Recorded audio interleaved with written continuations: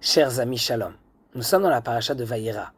On nous enseigne qu'il y avait là-bas des gens de très mauvais augure, ceux de la ville de Sdom et ceux de la ville de Hamora. Jusqu'à ce qu'il y avait une jeune fille qui voulait donner du pain en cachette aux pauvres. Et là, les gens de Sdom et Hamora ont découvert ce qu'elle faisait. Ils l'ont attrapée. Ils ont mis sur elle du miel. Ils l'ont mis sur la place publique. Et là, ils sont arrivés les abeilles et ils l'ont tuée atrocement. Le cri de cette fille-là est arrivé jusqu'au ciel et Hachem a décidé à ce moment-là de détruire les villes de Sdom et de Hamora. Maintenant, il faut comprendre quelque chose. Comment est-ce qu'ils sont arrivés à cela, si bas que cela, arrivés à faire des choses tellement atroces? Pourquoi? Parce qu'elle voulait donner de l'aumône, elle voulait aider des pauvres. La Gemara nous enseigne que Sdom et Hamora étaient vraiment comme un paradis terrestre. Cela veut dire qu'il y avait énormément de subsistance, énormément d'argent, énormément d'or.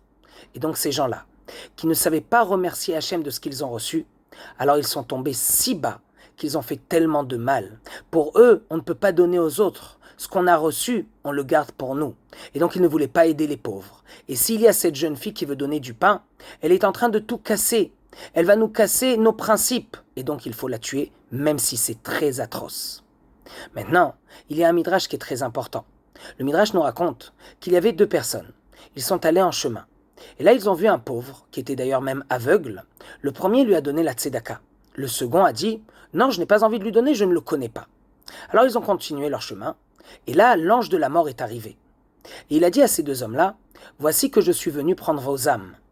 Mais comme le premier a donné la tzedaka, alors sache que je te rajoute 50 ans. Comme ça, Hachem a dit. Du fait que tu as donné de l'aumône, alors Hachem va te donner encore 50 ans dans ta vie. C'est énorme. Maintenant, le deuxième. Tu n'as même pas donné de la tzedaka, alors je suis venu prendre ton âme.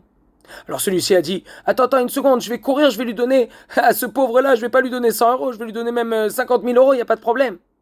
Et là, l'ange lui a répondu, lui a dit, c'est comme quelqu'un qui a déjà pris son bateau, qui est déjà sur la mer et que maintenant il veut vérifier, est-ce qu'il a des problèmes, comment les arranger dans son bateau? Ce n'est pas possible. Les fissures, s'il y en a, c'est déjà trop tard. C'est la même chose, monsieur, tu es déjà mort, tu ne peux rien arranger. Alors viens, je te prends ton âme et on s'en va. Alors là, le bonhomme a dit à l'ange, écoute, laisse-moi juste remercier Hachem pour la vie que j'ai reçue. J'ai eu des parents, j'ai eu une femme, j'ai eu des enfants, il faut remercier Hachem pour tout cela. L'ange lui a dit, il n'y a pas de problème, c'est ta dernière faveur.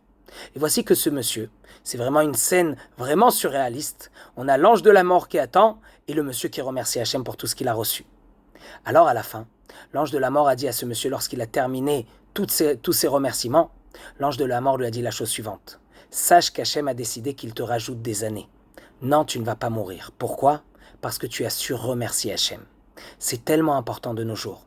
Aujourd'hui, on ne sait que prendre, on ne sait pas donner et on ne sait pas remercier. Alors, n'allons pas dans le chemin de Sdom et Hamora. Plutôt, apprenons à remercier Hachem. Apprenons à remercier notre femme, nos enfants et bien sûr le train va des deux côtés. Et bien, Ezrat Hachem, c'est certain qu'Hachem sera très content de nous. Que des bonnes choses et que des bonnes nouvelles.